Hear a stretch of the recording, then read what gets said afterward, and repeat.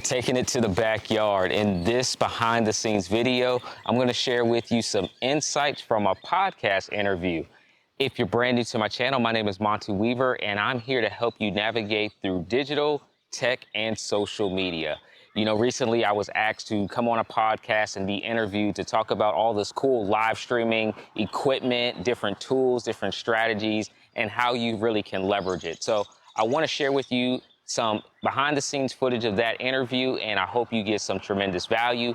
If you haven't already, make sure you hit that subscribe button if you want to see more videos like this. Without further ado, let's go behind the scenes and check out some of the podcasts. My name is Monty Weaver, and I've been in this digital tech game for a long time. For me, it started off growing up in the church. I've been in technology since overhead projector days and the tape ministry and editing videos for the church and sending them to the TV station. So as a kid, I was doing this in high school. And then that love of technology just continued to elevate and grow into going into the corporate world and working for Fortune 500 companies. Living here in the DMV, we have a lot of government agencies and contractors, so you learn a lot, and being able to take that information and then bring it to now the everyday entrepreneur, small business owners. And so it's a lot of information that I've learned, and now how can I make that easy for everybody to just consume that content? And, I did not dive into entrepreneurship because I necessarily wanted to do this, but it really was a buddy of mine that said, "Hey, Monty, I see you doing that stuff over there. Teach me how to do it." And so I taught him how to do it, thought nothing of it, ain't charging nothing. It's just what I do. So here, take it, run with it. And then he was like, "You need to teach other people how to do this." And my mindset, I got paid to do this skill set, and I didn't know how to take that and take my skill set and say, "Okay, I have this to offer. Will you pay me for it?" And I did my first webinar teaching people how to live stream. I had 150 some people register for this webinar, and I'm just like, okay, all y'all want to learn how to do this? I'll teach it. And so it just kind of ballooned from there. So it's been about 4 years now since I got started really teaching this. There's nothing like the power of video. And for me, getting over the fear of just getting on camera was just the first step. I could do this all day, every day, but I had to get over the fear of just getting on the camera. So once you get past that, there's so many platforms that you can use, and it really comes down to what are you trying to accomplish and what is easy for you, because I don't like it when people get so caught in the technology they forget really why they're showing up to use it. You might have a shop where you're making shirts, or you're a baker, but you know that if I show this on video, it's going to have a pretty wide reach. But you don't want to get stuck on the technology part of it, because that's not what you do. You just want to use it as a tool. So tools like StreamYard right now are a great, easy tool that you can put up names at the bottom. You can put up scrolling text. You can do an interview. And then you have platforms like OBS, which is a free open source platform that gives you the ability to customize your look and your feel and add your brand to it as well. And then you have OBS or Wirecast, which is a higher level production software that allows you to really put on some virtual summits. I'll put it that way, virtual experiences with the amount of capabilities that they have. So whichever platform that is comfortable, and I always tell people free is always a great way to start. Sure. I looking at dollar signs, to be honest with you. I'm looking, and if I can turn this thing on, like I'm telling, like right now, it's out of my element. I love being behind the camera, not in front of it, the center of attention. Never been the person to be center of attention.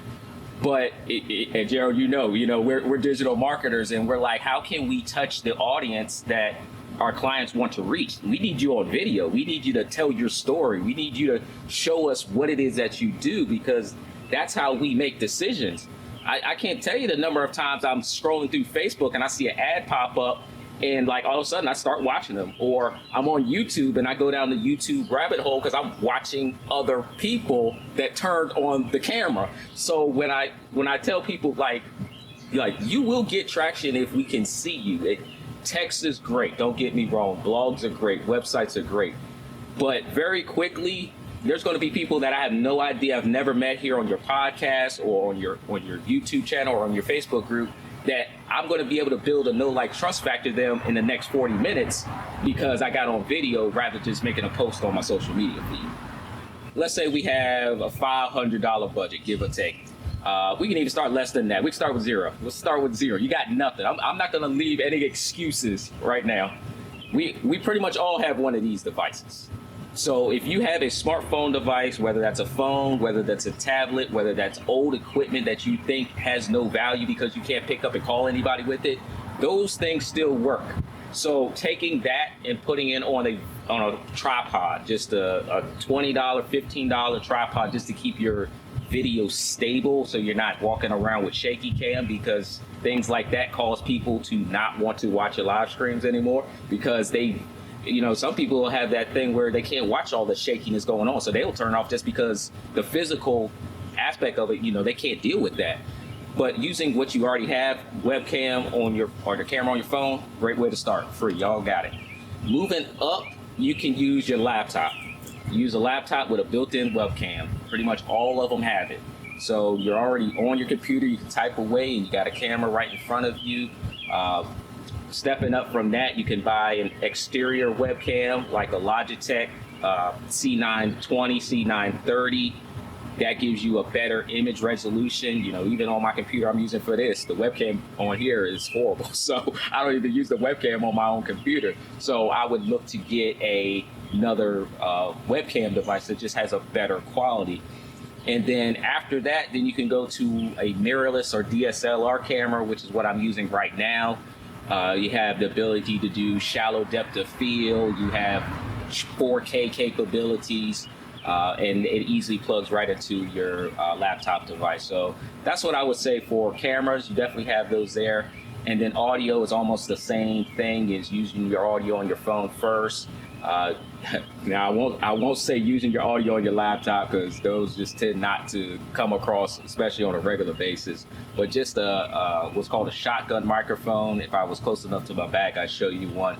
But it plugs directly into your phone. It gives you a nice high quality sound. Then you have microphones that can be on your desktop if you're ready to take it up to the next level, right in that $100, $150 range. You have what's called the Blue Yeti microphone. I'm a fan of the Rode products, RODE. I'm wearing one of their wireless products now, which is a $200 wireless lapel microphone. So I can get up and walk to the back of the fence, and you guys would still hear me at the exact same level. So those are kind of the different phases of going up the ladder, but it's really just starting with what you have first. And then if you're going to look to upgrade, start with your audio first, upgrade audio, and then upgrade video right behind that. All right, so I have two right now. Look, we did not rehearse these questions, I promise y'all. I have two right now. I have one sitting right off to my side here. It's not plugged up into my camera because I record everything so I can repurpose content. But two is like that next level up to kind of bring in that wow factor. And I remember when someone was asking me a question, and I was doing a teaching, but I couldn't teach them and show them at the exact same time for it to make sense. So I had to get a second webcam at the time. I was using two webcams, and I put the webcam beside me, and I just hit the button and switched it. And they were like, "Oh, where'd you go? How'd you do that?" And so nobody's really doing that, and that's that production value. That's that wow factor. That what has allowed me to get attention is because I'll just do stuff with video that people haven't seen yet.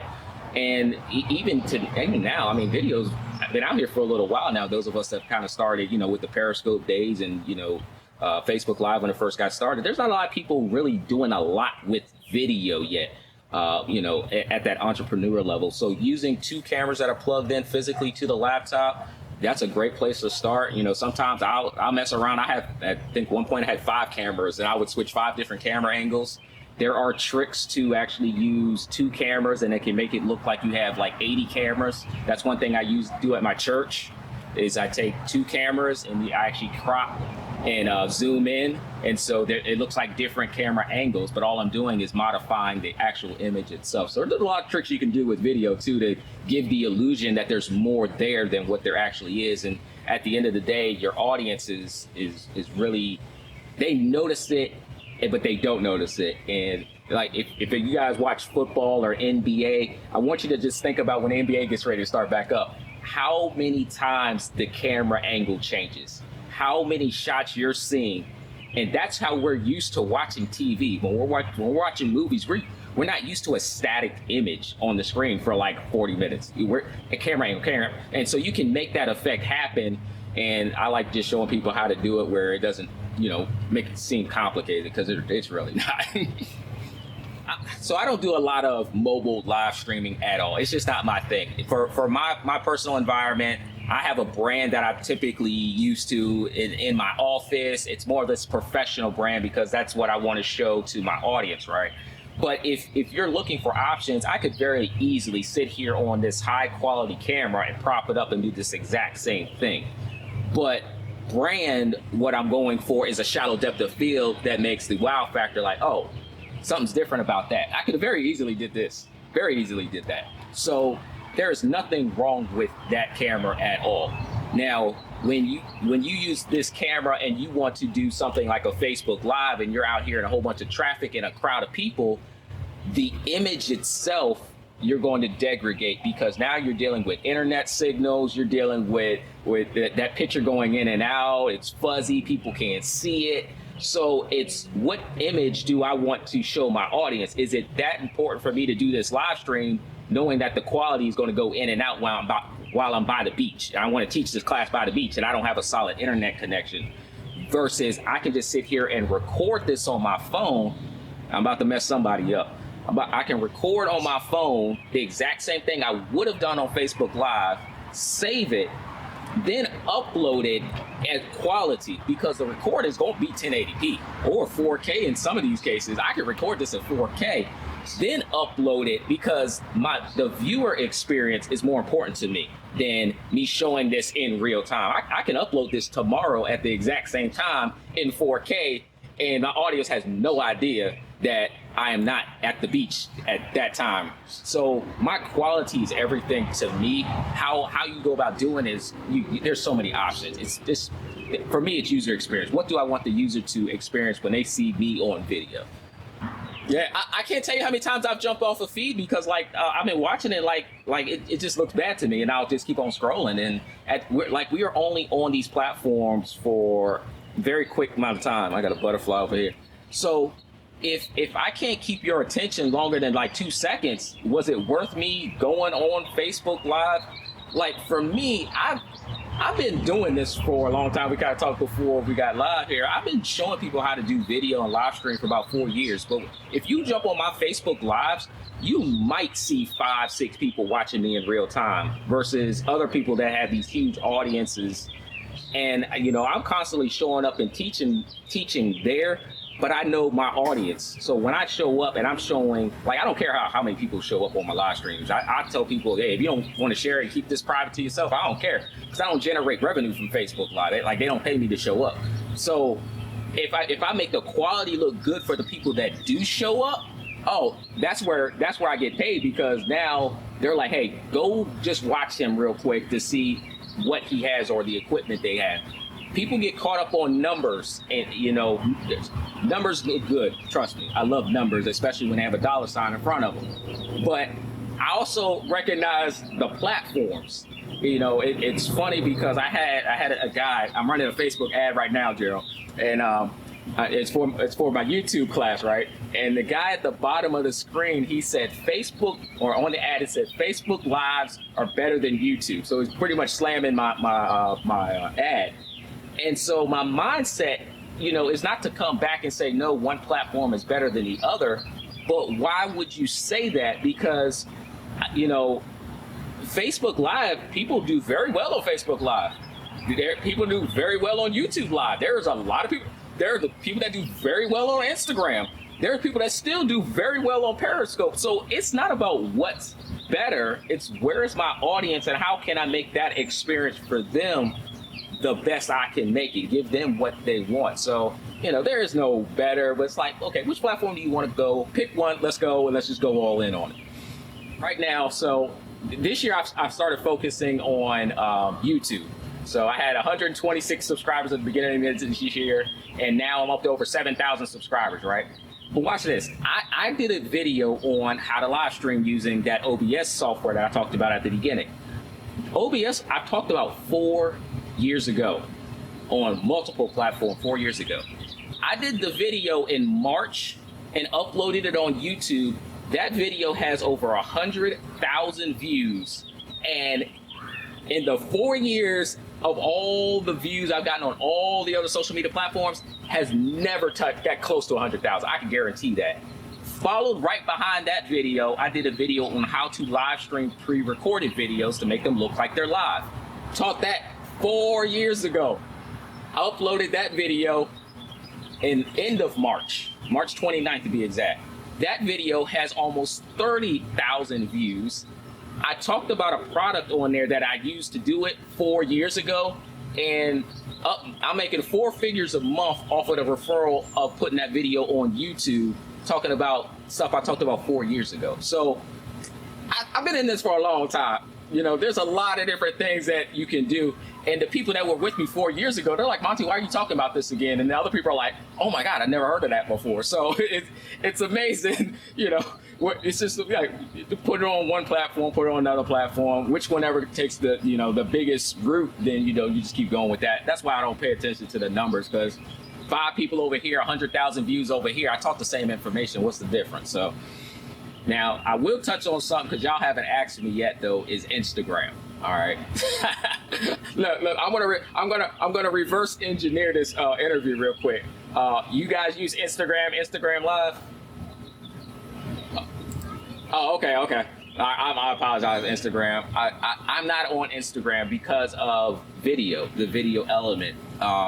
So as a video person that lives on the production side of it, there's a lot of limitations with Instagram where I can't do the exact same thing that I do on YouTube or Facebook or Periscope. So people ask me all the time about, you know, doing this on Instagram, and right now it would be against the terms of service to do it. So you would risk your account being shut down. And so because what I do, people have to see it, and I can't do the production value, I can't leverage Instagram. So I'm not really on the platform. And it goes back to what that statement I made about the guy saying which platform was better than the other. And look, I didn't know who DJ Nice was until people started sharing around Facebook, and then I jumped on the Instagram to see what he was all about. But Instagram was obviously the platform that works best for what he was trying to do. So, you know, there are limitations across platforms when you're trying to do certain things, and connecting an RTMP server to Instagram is just something that none of us can do right now. Yeah, so Countdown Timer has a funny story behind it too. Now, I'm always testing and trying out stuff for me. Like, I'm not thinking like, oh, other people might like this all the time. So when I started using the Countdown Timer, I was using it for me for the sole purpose of making sure I could run through all my stuff and test it before I went live to the world. So it wasn't really to show off anything. I just needed that extra time to make sure I had all my slides ready, all my screen share stuff ready. So once I hit live, then people, one, were already there, and I didn't have to wait. So I'm always thinking production, so I apologize. So when the way the algorithms work on, I'll use Facebook for example, is typically you're gonna get better results when you go live, but the live notifications don't get sent out all at the same time. Statistically, what is out there right now, it's gonna take about 12 to 17 minutes before your notification hits. So if I use a countdown timer, what I'm doing is buffering time. So I use a 5-minute countdown timer, and I might start going to a 10. So now I've taken the 12 to 17 and I've gotten that down to almost half, because I know my audience is not going to show up until. Now, I'm a teacher. Man, there's so much to this. I'm a teacher, so when I teach, I don't need you showing up late, because you're going to miss the context of what I'm teaching on. So then I've got to go back and answer all these questions again. So that's the whole reason I even started using the countdown timer. I needed to hit the algorithm like I needed to, and I also need to cater to my audience. Going back to my audience again. So the countdown timers that I started using were all free, all on YouTube. If you go to YouTube right now and you type in green screen countdown timer, you will download a video file, and it will be a countdown timer. So what I'm doing is playing a video ahead of time, and then I switch to my camera, and then I come live on the screen. So all free that I use. There's a couple paid ones out there. You can make the countdown timers interactive. I'm getting ready to start doing games on my countdown timers just to allow the algorithm. So playing to the algorithm, Gerald, I know you talked about this too. We talked before. It's like I'm playing to the algorithm, not because I necessarily want to run a countdown timer, but I know it helps me get engagement. So you'll see countdown timers with games where people can answer questions, people can ask things in the chat ahead of time. So all that engagement just helps. Okay, I'm gonna get this traction. Now, keep in mind, this is coming from somebody that gets 5 to 7 Facebook Live at one time. Like, I'm not doing this to grow the audience, but at least I need to keep my 5 to 7 on there. But here's one thing I do know. The people that I work with that use the strategy, their channels blow up because they have that, presence online that people just gravitate to. And so it works for them big time. They were like, oh, I got all these subscribers. One lady, her YouTube channel, she's like, I got all these views coming off my lives. So the stuff works. It's just, I'm using it more so to test it and give it to other people, because at the end of the day, it don't pay me unless we sit down at the table and I actually do the work for you. But countdown timers are a great way to play to the algorithm themselves. And all it is a video file just to show up on a regular basis. I wish I personally had the time to show up at the exact same time on the exact same day of the week. I personally just don't. Thankfully, it's not something I have to rely on now. But when I first got started on video, my audience were nice sized audiences. But it was the result of me turning on the camera at the same time on the same day of the week, because your audience will know when you show up. It's what I tell people, you have to think about, especially if you have no audience, if you have a very limited audience, if people don't show up on your live streams, this is for you. The way people use technology is the way you need to think about how you're going to use it as the content creator. Right now, we're on an interview, right? And I'm not looking at my cell phone to scroll down your feed. So if you come on live, I'm not going to see you because it's interrupting what I'm doing. So we're doing interruption marketing if you're just randomly showing up. If I don't know when you're going to be present, I can't just show up and stop what I'm doing. I'm doing something with the family. I'm on a trip. I just can't stop and just to show up on your live stream. But if I know you're going to show up on Sundays at 7 p.m. every single week, well, in my mind, okay, I know if I want the information, this is when I better show up. So if you have no audience and you're not bringing any revenue, that you have time. So be consistent in whatever it is that you're doing. Be consistent on that platform. Don't worry about having to go to all of them at the exact same time. It's a lot on your mentals to try to do all that stuff. But you want to cater to your audience. If your audience is on Instagram and they're gonna show up at this time, you show up at that time on Instagram. Stop worrying about Facebook. Stop trying to grow your YouTube channel. Cater to your audience, because those are the ones that are going to support you at the end of the day. Those are the ones that are going to promote you freely. They're going to show up on your webinars. I still don't know why some people show up on my Facebook Lives. I'm like, y'all have already been through my course. You already know what I'm teaching. You know I'm on here to promote something. So why are you on here? Go focus on the things that you need to focus on to grow your business. I'm going to teach you nothing new right now. I don't need you on here for numbers and support all the time. I need you to show me that what I taught you is going to work for you, because that's what's fulfilling to me as the educator. I don't need 18 people for me to go hard on my live stream. One of my guys is Eric Thomas, and he always talks about, I don't care if there's anybody in the room. And that's my mentality. If I'm on Facebook Live, I don't care if there's one person in the room. I'm going to go hard on this content for what I have. And if you're just starting off, that's what you want to do. I tell people, give it all away and just come on at the same time every day of the week and just get all your content away. I tell my lady, I was like, I am not that important. People can teach the exact same thing I teach. I'm not that important. But if I give it away, people are more likely to come over here to my side because I'm giving it to them. Now, I'll charge you on the back end. But if I give you all this stuff away on the front end, I'm going to tell y'all one story. Look, I'm gotten long with it. See, I took over y'all's interview. Lady was on here 4 years ago. She was teaching 4 years ago how to do this live stream thing, right? She was charging upwards of $800 to teach people how to do these custom live stream broadcasts. $800. Now me, I'm looking like, that's easy. I'll teach you for free. So I had no audience. I came out of obscurity. Nobody knew who I was, but I had the 150 people register for my free webinar where I taught them for 4 hours how to do the whole thing for free. So I built this audience by just giving it away. I could have charged $800 because she proved that I could charge $800. She was making money, but people didn't know me. I had no audience. So I'm going to give you everything I got. I'm going to give it to you better, and I'm going to give you more of it. And I guarantee you, you will join my audience. And the audience is what helps fuel your fire on video and on live stream and on posting, because you gave them information.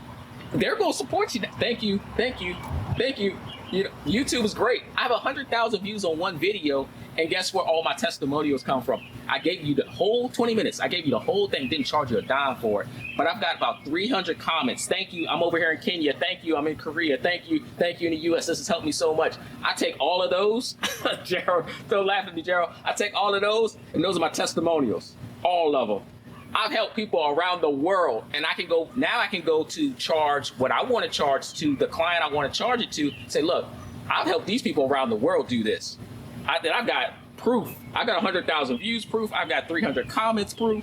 How much more proof do you? I've been doing it for 4 years. Aesthetically, I can show you proof. How much more do I have to prove to go now charge that person exactly what I want to charge and feel comfortable doing it?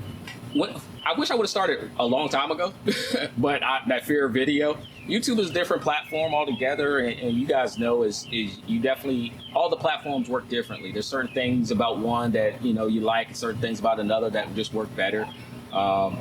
So when YouTube is one of the platforms where I saw that people that did the tech things in the space really were able to get large amounts of viewership and people looking for them. And so that's what I was like, I got to get people looking for me, because they're asking the questions, but there's too many times I'm going in my DM to answer the question to something that's taking a lot of time, and I can't afford to do that. So how can I answer this question on the masses level? I could still create it and put it on Facebook or Instagram or Periscope, but people have to see it in real time. And that, man, I did a 20-some video series last year in the summer on Facebook Messenger bots, and like, I wish I would have did it on YouTube, because nobody's going to scroll down my feed on Facebook for like a year and a half ago. But on YouTube, people can search for the stuff. So I can create the answers to what I already know people were looking for. So that's part of the reason I've kind of gone over to YouTube. I love it. I'm already monetized on the channel. Both being able to make affiliate revenue, being able to promote my own courses, being able to make money from Google AdSense revenue. So Google is paying me now to be over there. So that does help me continue to want to grow that channel versus Facebook. So even I just started really doing YouTube lives, and I had more people. This is why I don't care about numbers. I have more people watching me on YouTube Live, and I just started, and I've been doing Facebook Lives for over 4 years, but I got more people on my YouTube Live watching me than my Facebook Live. So I have to now cater to YouTube, because my audience is over there at a larger scale. So I have to pay more attention to them now than even the audience I've cultivated over the 4-year time period. So, the numbers help the numbers more so help you know where you need to spend your time. Not so much, okay, oh my gosh, my content wasn't good enough. No, there's plenty of y'all that are out there that have like 2-3 viewers, but your content is fire. Like, no doubt your business opportunity is great. What you're offering, your personal consultation sessions are great because people are giving you feedback. So don't get discouraged because not enough people are watching you from what you think. Keep putting out that fire content, and you just start to learn, okay, where can I start to put it where people can see it? And that's really why I wanted to go and just test YouTube out. I definitely spent time before I just jumped into it, going through courses on my own and just learning the platform. But then I just thought, as a consumer, where am I going? Where does Monty go to look for certain things. And I'm like, man, these people are doing exact same. That's why I said I'm not special. These people are already putting content on the platform. I'm going to repeat the same content, but do it my version, my style, and do it better. And I'm going to put the same content on YouTube and then start to grow that following over there. So that's why I've been jumping over to YouTube. I love it so far. You know, you still got to turn on the camera, but I don't like being in front and behind the camera. I don't like video editing at all. But, you know, I look at the camera and I'm looking at the dollar sign. Like, yep, okay, let's go. Let's go. So I hope you got some value from that podcast interview. That was just a sneak peek of about an hour and a half long conversation where we talked a lot about different tools, different equipment, different things that you really can use to take your live streaming to the next level. If you want to see more videos like this, make sure you hit that subscribe button if you haven't already, and I'll see you in the next video.